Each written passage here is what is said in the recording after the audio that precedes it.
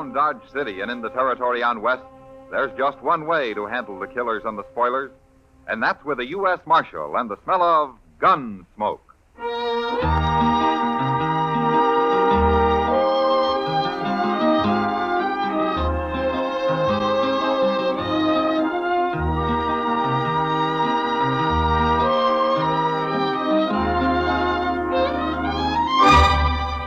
Gunsmoke, starring William Conrad, the transcribed story of the violence that moved west with young America, and the story of a man who moved with it. I'm that man, Matt Dillon, United States Marshal.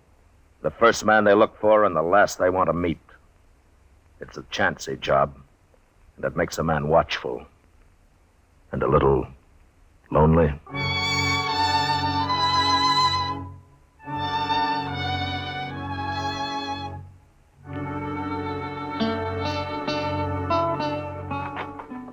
Dillon? Shut the door, Chester. It's fly time. Yes, sir, I know, but I think you'd better come... Shut the door, will you? Oh. Mr. Dillon? All right, Chester. Now, what are you so riled up about? Pless Braden and Howard Rabb. Braden and Rabb? It's too hot for those two to be causing any trouble, isn't it? Oh, it sure is hot, sir, but that don't bother them. They get a chance to bully somebody. They do it in the middle of a blizzard. Yeah, we were talking about heat, not cold, Chester. Yes, sir. But don't let that stop you. No, sir. Why don't you start right from the beginning, huh? Yes, sir. Good. Well, sir, there's a little Chinese fella with a pigtail and all, a real Chinaman. He just come in to Dodge on a freighter's wagon, and right now, Braden and Rabb, they got him pushed up against the wall out there. What? Well, what for? What are they doing to him? Oh, they're not hurting him, but they're kind of deviling him and poking fun at him, and I don't think they are. I told them to leave him alone. But, Mr. Dillon, I sure do wish you'd go tell him. All right, Chester, I'll go tell him. I do declare if there's anything I hate, it's a bully. Well, maybe they're just curious about him, Chester. I guess he's the first Chinaman that's ever been in Dodge. Wait till you hear him. There they are yonder. I don't think he understands a word they're saying. He's just backed up there staring at him and holding tight to that little box he's got. Well, maybe that's what they want. That little box? Well, there couldn't be much in it. Probably just his medicine or something. He's not an Indian, Chester. No, sir, but maybe them Chinese fellas have medicine, too. Look there how he's hanging on to it. You sure don't talk very good, do you, Rat? Somebody must have split his tongue. No, Chinese boys always sound like that. Here, now look, fella. I'm just going to ask you once more. What you doing here in Dodge? Me come catch a job. Me all time work hard. Job, huh? Well, you're the first Chinaman I ever seen around here. I sure hope you ain't brought your family with you. No family. One man, one boy, all the same as me. No family. Well, that's one good thing. Why shouldn't the man have a family, Rabb?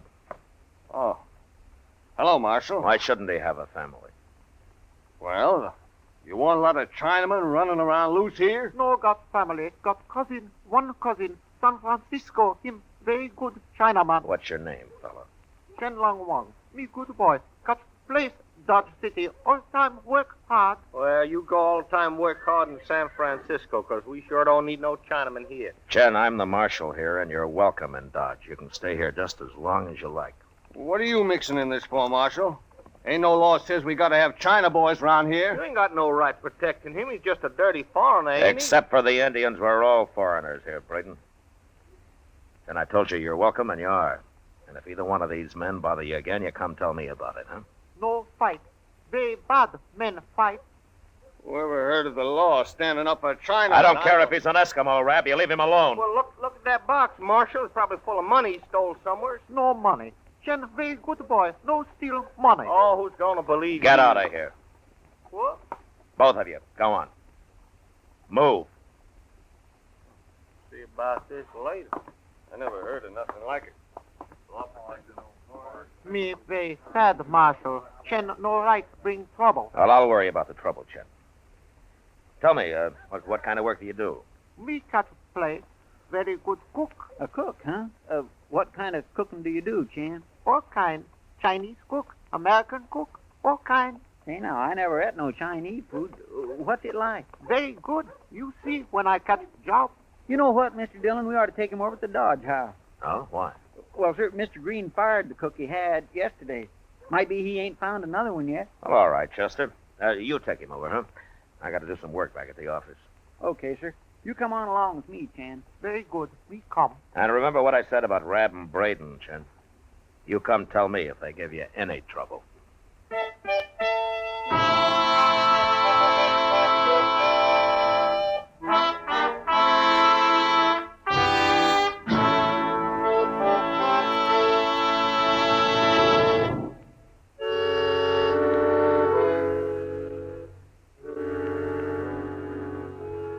Mr. Green at the Dodge House took a chance and hired Chen Wong that day. And it turned out he wasn't lying about being a good cook. He was about the best that we'd ever had in Dodge. And neither was he lying about working hard. Mr. Green let him sleep in a storeroom off the kitchen, and there he stayed, out of sight. And for a while, out of trouble. There was some talk about heathen Chinese and how we didn't need any of them in Dodge, but nobody did anything about it. And I was hoping everything was going to be all right. Until one day when I happened to go up to Doc Adams' office just to kill a little time. Oh, hello, Matt. Come in. How are you, Doc? I'll be right with you, Matt. As I finish with Chen Wong here. Oh? Oh, what's the matter with Chen? There, lying right there. That's what was the matter with him. Oh, you lost the tooth, huh? Well, Chen, you'd have been better off doing the job yourself. Doc's as likely to pull a good one as a bad one. Forgiveness isn't one of your greatest virtues, is it, Matt? You know, I lost a perfectly good tooth that day, Doc, and you still charge me for it? And why not? I took the bad one out, too, didn't I? Oh, yeah, sure, finally, once you got sobered up. When I get sobered, I had been 48 hours without sleep. Uh-huh. I delivered 2 babies, 30 miles apart, too, and in the dead of winter. Oh, I should have let your jaw go on aching. Might have taught you a lesson. What kind of a lesson, Doc? Humility. Well, I always figured I was a pretty humble man. Oh, yes, you humble? Oh, you're about as humble as a Bronco Apache. There you are, Chen. I'm through. But you better let me take a look at that in a day or two. Thank you, Doctor. I'll come back. How much do I owe you? $5. May I pay you next time? You see, I won't get my salary from Mr. Green until Saturday, and I have no money except for that. Why, sure, Chen. Of course, any Oh, time. I'll be here. Chen, the first time I saw you, you were being a very good Chinese boy, all time working hard, catching job, that kind of a thing. Is that not how a Chinese is supposed to talk, Marshal? Well, I thought it was, till just now. Most of my countrymen do talk like that, Marshal. English is a very difficult language for us. Well, what about you? I was more fortunate than most. When I first came to America, I worked for a man who was very kind. He taught me and made me study and practice several hours every day. I see. But why were you talking the other way when I first saw you? Experience has taught me that many men resent a Chinese who does not talk the way they expect him to. I wish to avoid trouble. Chen's on his way to China, Matt. He's going home as soon as he can save up enough money for his passage. Oh, is that right? Well, I wish you luck, Chen. Thank you, Marshal. I must get back to work now. Good day, gentlemen. So long, Chen. So long. Ah. He's a nice fella, isn't he? Yeah, he is, Doc. You know, I believe him about being broke, too. Oh, why shouldn't you? Well, haven't you heard? Heard what? Why, that Pless, Braden, and Howard Rab, they've been saying Chen's got lots of money. They say he keeps it hid in that little box of his. Huh? No, I hadn't heard that, Doc. Well, I don't believe a word of it. I think he's broke, just like he says. Well, it doesn't matter much. Why, what do you mean? With that kind of talk going around, he's going to be in trouble. There are men besides Braden and Rab who'd murder Chen for his money and not even think it was a crime. Yes, I suppose you're right, man. I better go have a talk to Chen, Doc. I'll see you later.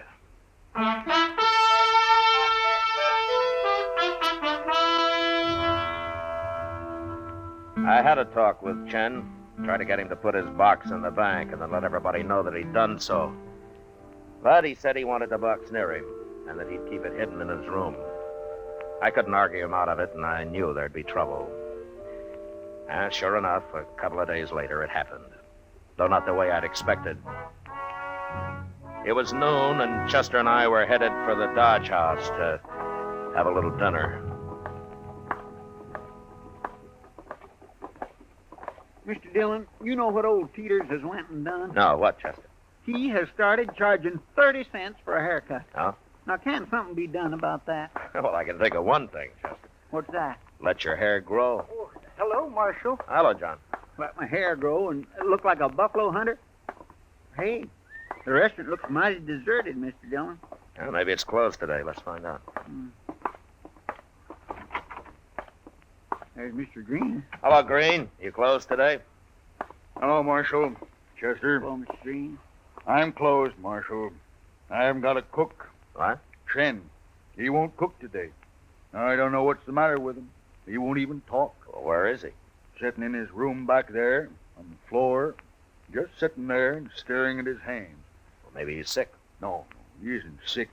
But there's something wrong with him. Maybe you can find out what it is, Marshal. He might talk to you. Okay, I'll try. You better stay here, Chester. All right. It's the storeroom right off the kitchen, Marshal. Door's open. Yeah, okay, I'll find it. Thanks.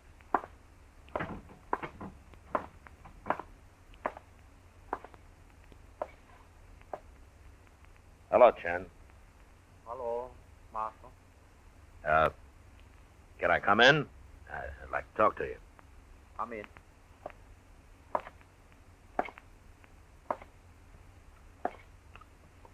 What's the matter, Chen? Are you sick?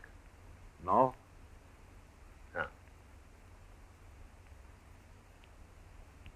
Tell me something, Chen.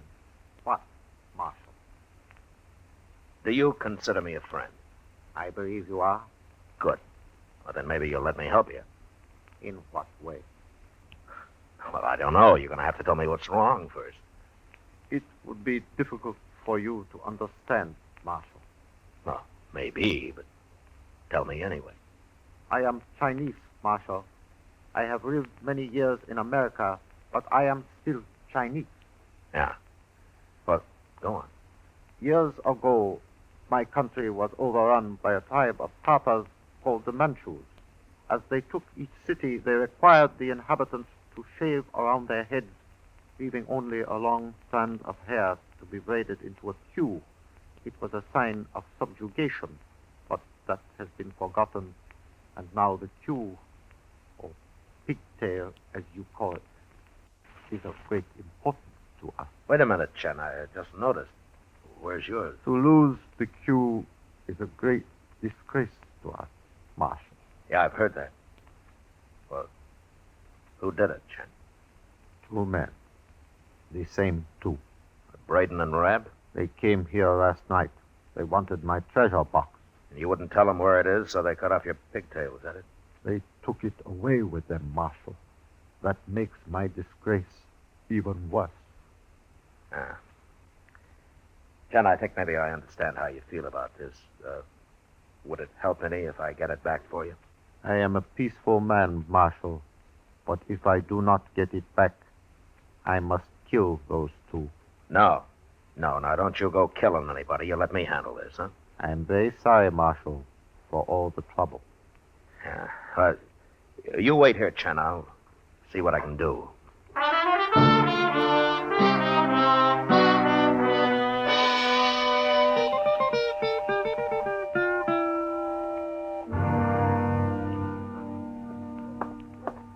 You find them, Chester? Yes, sir. They're in there, Mr. Dillon, standing over at the bar. Good. The place is about empty except for Braden and Rab. Are they drunk? I don't know. I didn't talk to them.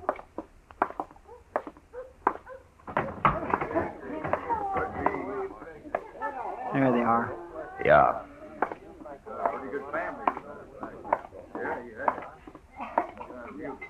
Well, it ain't Marshal Dillon. Hey, you gonna buy us a drink, huh, Marshal? I thought I told you men to stay away from Chen Wang. Chen Wang? Well, now what's he yelling about? His pigtail. He wants it back. I don't know what you're talking about, Marshal.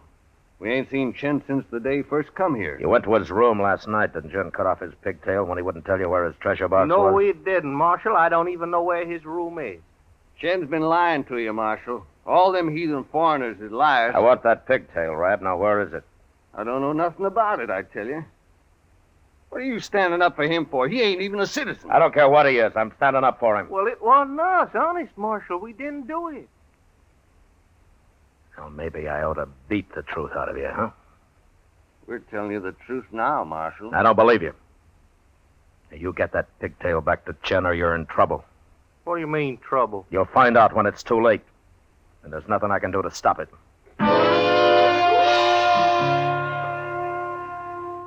I went back to Chen and tried to explain things to him.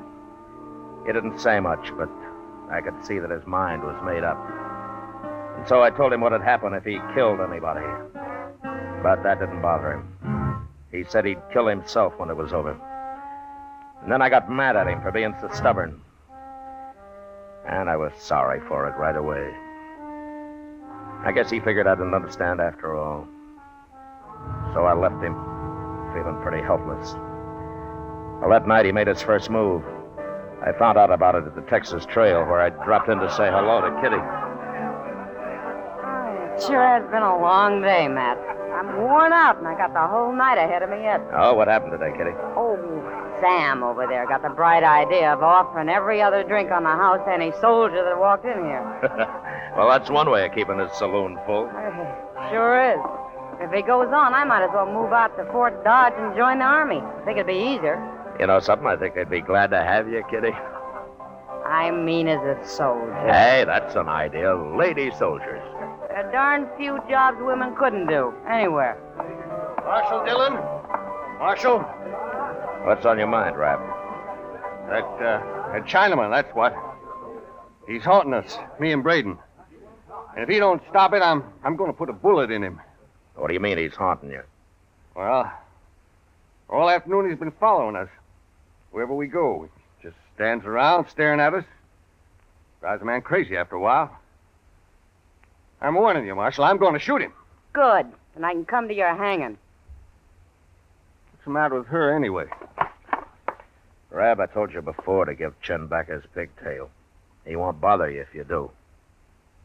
You still believe him, don't you, Marshal? Yeah, I believe him. It's a fine thing when a U.S. Marshal takes the word of a stinking, dirty little... Shut up!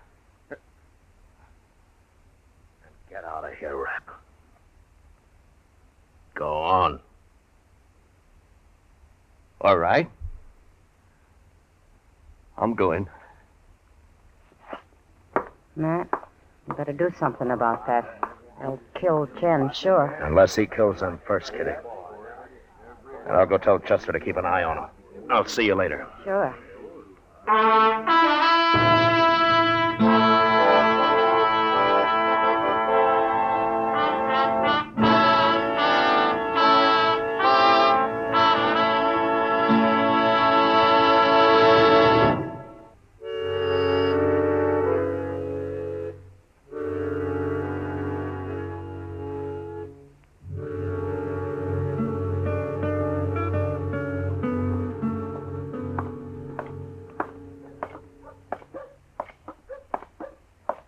Gracious, I sure am sorry, Mr. Dillon. Where did you lose them, Chester? Well, sir, they was in the Alfraganza having a drink, and I was watching them like you told me. Then a fella come up to me, and we started talking, and next time I looked, they was gone. All three of them. So I come after you. Well, we'll find them. Yes, sir, I sure do hope so. Ken was carrying his little box, Mr. Dillon, right under his arm, and he... Hey, look over there. What? What's everybody crowding up the alley for? Well, let's go see.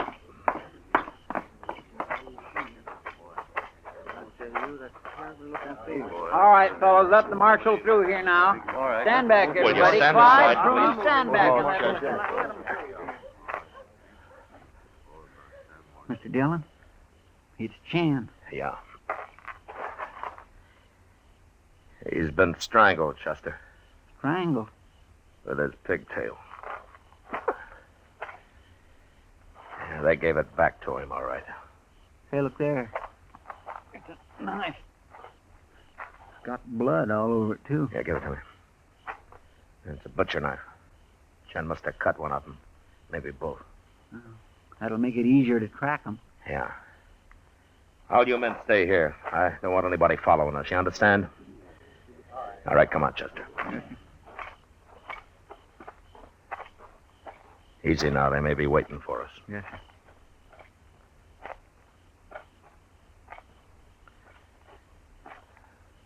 There's something laying over there by that rain barrel. Huh? It's a man. Yeah.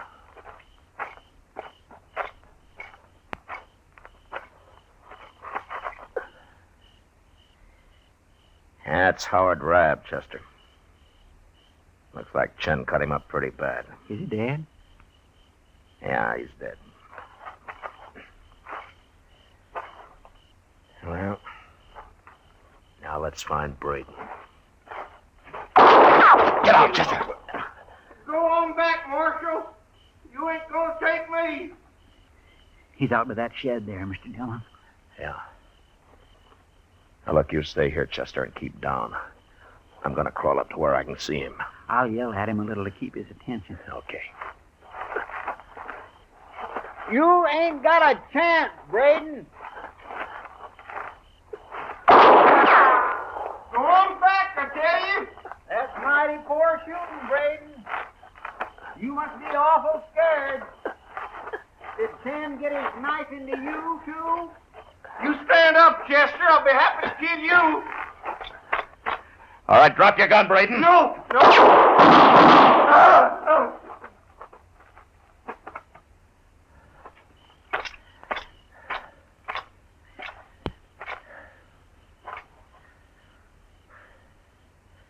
Okay, Chester.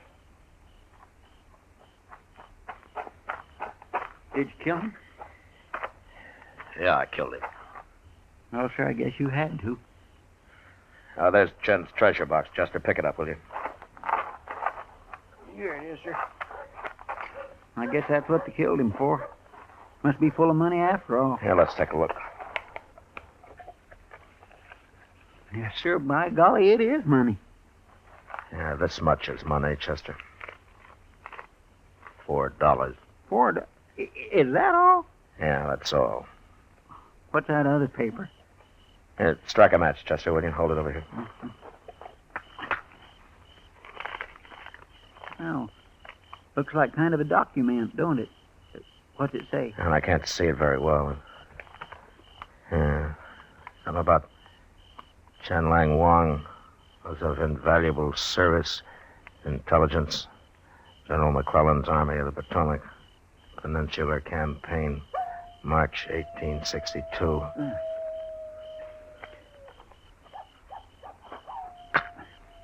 Here. Yeah. In recognition. Something. Chen Lang Wang is hereby granted full citizenship of the United States. Signed, Ulysses S. Grant, President. Well, I'll be doggone. Yeah, looks like Chen wasn't exactly a foreigner after all, doesn't it? Poor little fella. Chester, Yes, sir. I'm going to take this letter out to Colonel Mast at Fort Dodge. I got an idea he might want to give Chen Wang a military burial. Oh, that'd be fine. And while I'm gone, you can drag these other two off and throw them in a hole on Boot Hill.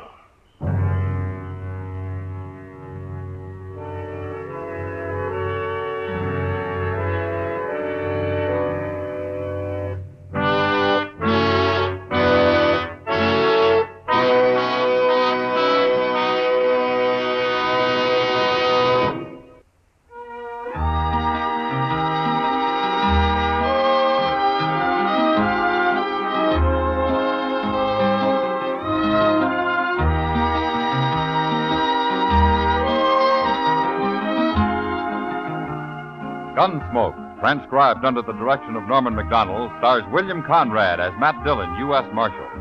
Tonight's story was specially written for Gunsmoke by John Meston, with music composed and conducted by Rex Corey. Featured in the cast were Edgar Barrier, Lawrence Dobkin, Paul Dubov, and John Daner. Parley Bear is Chester, Howard McNear is Doc, and Georgia Ellis is Kitty. Join us again next week as Matt Dillon, U.S. Marshal, fights to bring law and order out of the wild violence of the West in Gunsmoke.